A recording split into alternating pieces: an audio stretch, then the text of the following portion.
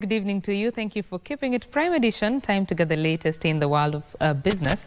My name is Betty Kiptum. Now, the economy grew at a rate of 5% during the first 3 months of 2024, supported by agriculture due to favourable weather, the services sector and real estate. This is slower than the 5.5% economic growth rate recorded during a similar period in 2023 due to slower growth recorded by agriculture and manufacturing, as well as decelerations in construction and transport.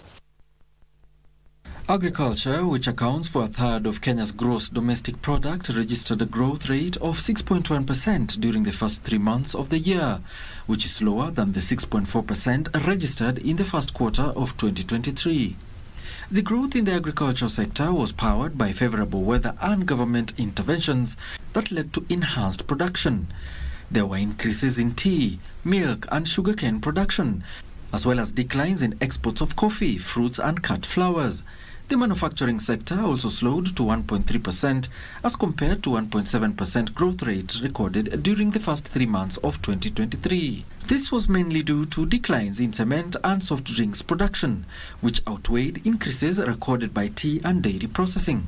The Kenya National Bureau of Statistics says the construction sector registered a decelerated growth of 0.1%, down from the 3.0% growth recorded in the first quarter of 2023 due to a 12.7% decline in cement consumption.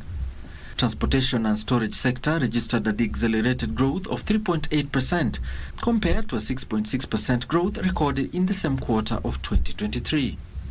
Alan Auko, Prime Edition.